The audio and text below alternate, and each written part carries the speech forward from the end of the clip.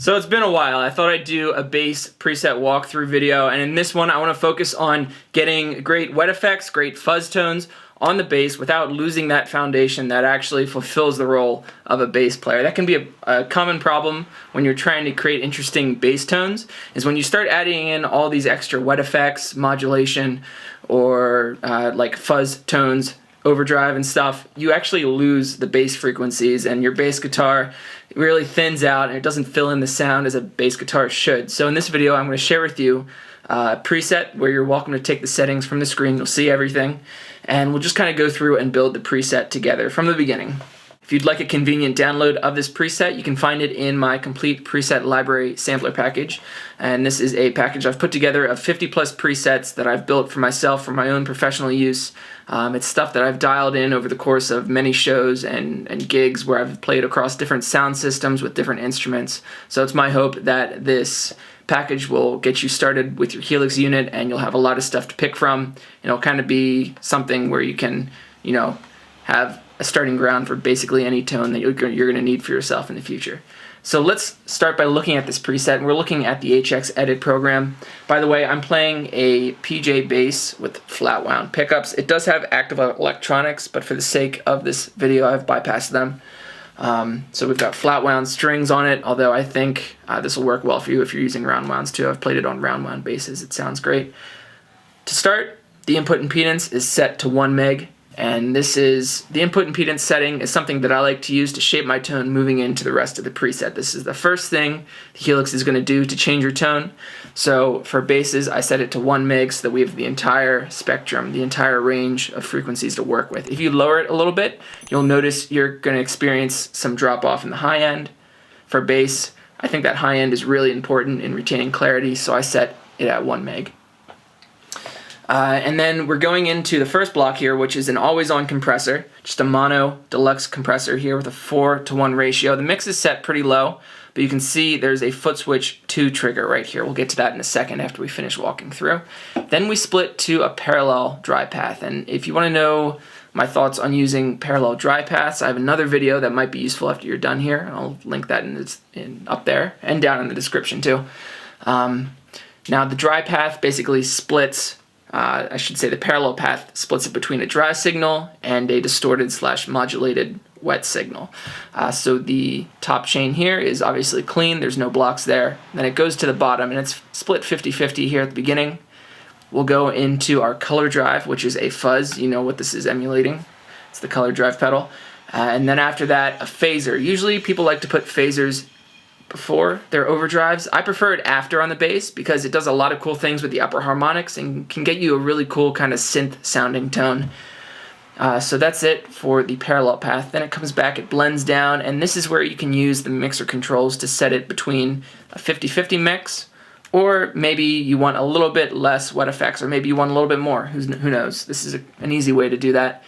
Then it'll go into an amp block. I'm using the Ampeg SVT Bright model with the 8x10 Ampeg SVT E with a 4038 ribbon. This is a ribbon mic that's designed for bass. High cut here is also set up with a toggle on foot switch 2, and this all has to do with the fuzz. Again, we'll get there in a second. Here's all the settings for the amp and the cabinet. Then it goes into a delay that is set up very short. This is basically like a little room ambience.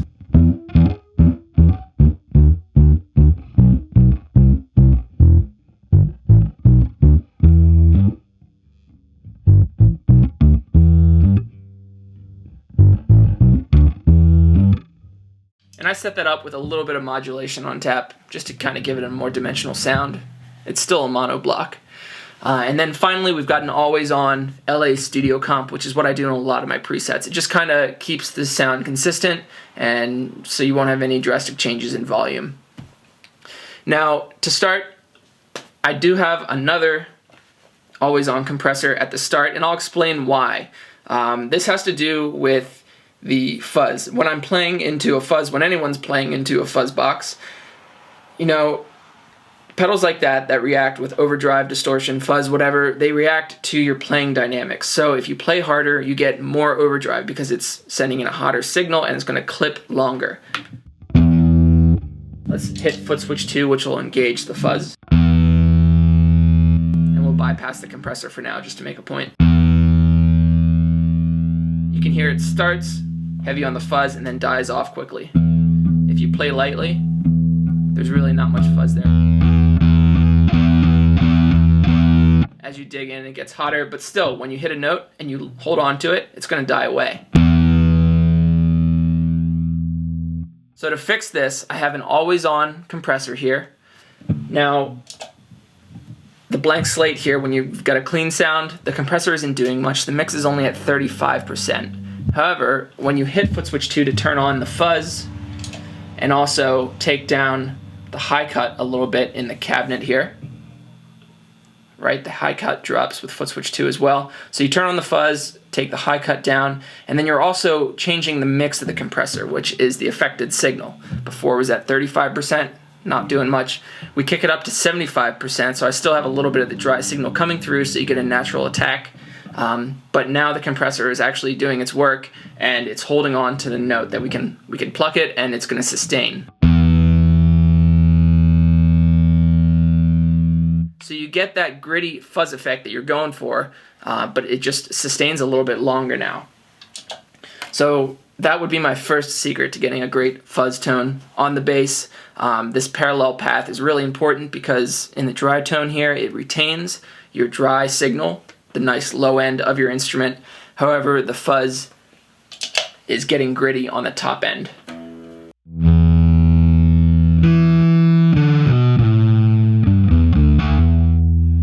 Let's blend this down just to one path so you can hear what it would sound like if we didn't have that dry through.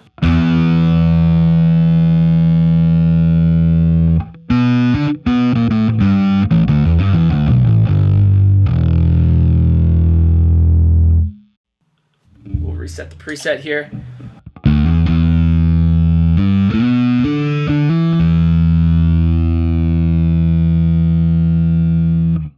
So the result is a nice fuzzy tone, but still with plenty of bottom end. That's the whole point of the dry through here. If we hit foot switch 1, we're going to bring in that phaser, which is post overdrive.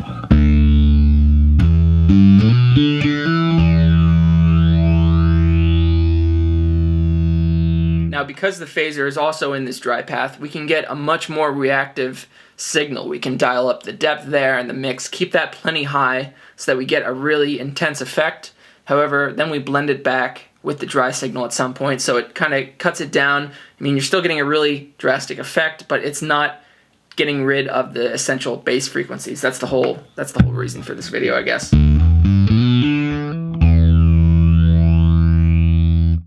I thought this video would be a great chance to showcase how you can dial in plenty of modulation and wet effects on the bass, but still retain the essential signal of a bass guitar so you could still fulfill your role in the band.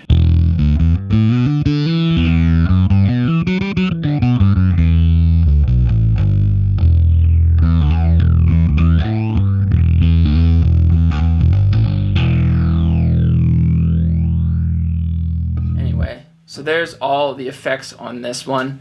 Now if you would like to, if you want to dial in a different characteristic of mids on the Ampeg SVT model, this is a really great feature. We have a notch here. We can choose where the notch in the mid frequency is. So I have it just set at 800 because I feel like that's a pretty nice middle ground. If you want to go to 220, get a more punchy low end sound. Let's crank the mids. Versus 800. This is 3000. It's going to get a little bright. I like it at 800 and with the mid set to 7 here. couple weeks ago I did a video talking about the bias and the bias X controls, and actually the ripple, hum, and sag here as well. These are really useful controls on the bass as well. And this has to do with the character of overdrive you're getting from the amp itself. So I'm going to bypass the fuzz here, and we'll just hear the very slight gain sound that we're getting from the SVT.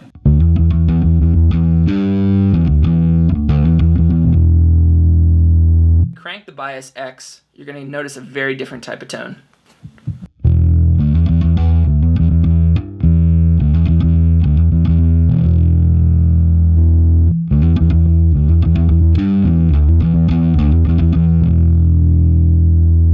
Crank the bias control to show this.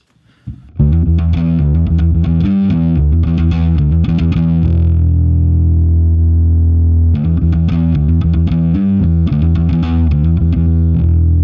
lastly, the sag control.